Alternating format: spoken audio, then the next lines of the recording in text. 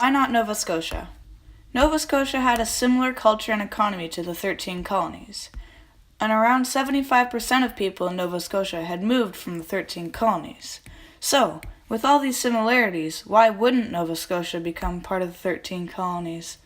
Well, there's lots of reasons why Nova Scotia stayed separate, and one of the reasons is that Halifax had a very big British naval base, and the naval base brought in money to Nova Scotia. Another reason Nova Scotia stayed separate is because the 13 colonies would send privateers to raid the coastal villages, and Nova Scotians were not too happy about that. The Loyalists.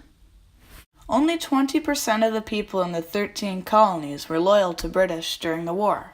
They were called Loyalists. There were people who wanted independence, and they were called Patriots.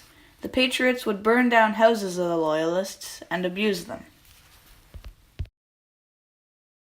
The Loyalists arrive in Canada. The Revolution ended and the Treaty of Paris was signed. That caused around 90,000 Loyalists to be forced out of their homes in the U.S., some going to England and some to British colonies.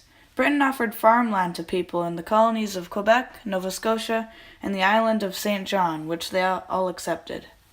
During 1783 and 1784, 7,500 Loyalists settled in a land that would eventually become Ontario, and 2,000 other Loyalists settled in Quebec. The others, all that which is 30,000 people, settled in Cape Breton, St. John, and the St. John River Valley. Black Loyalists. During the American Revolution, 500,000 African Americans lived in the U.S. Most of them were slaves working on plantations in the South. Many men who have signed the Declaration of Independence were slave owners. The economics of slavery in America gave an opportunity for the British for a strategy. The British's strategy was to offer freedom to the slaves in the 13 colonies. By doing this, the 13 colonies' plantations would be ruined. The slaves took the chance of freedom and tens of thousands of slaves crossed the British lines. They improved their lives by getting a job such as a cook, a laborer, or a nurse. Unfortunately, some were sold back as a slave after the war. Loyalists kept as many slaves as possible and brought them back to Quebec, Nova Scotia, and New Brunswick.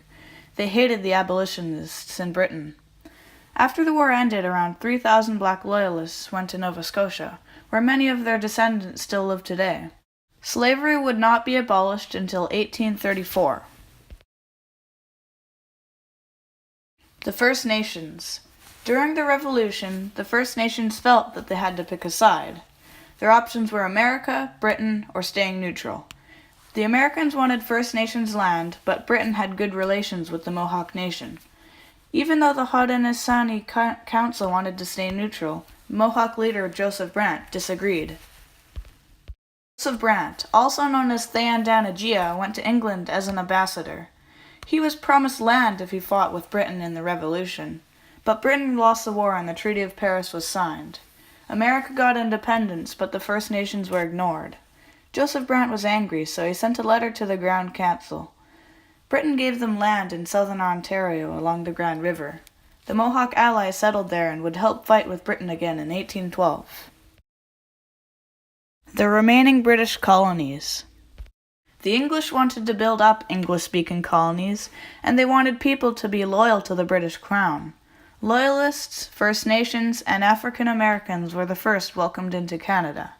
They seemed less likely to rebel against the British government.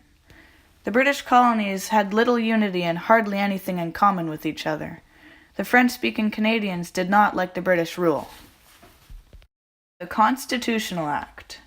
In Canada, the French and the English wanted to have separate governments.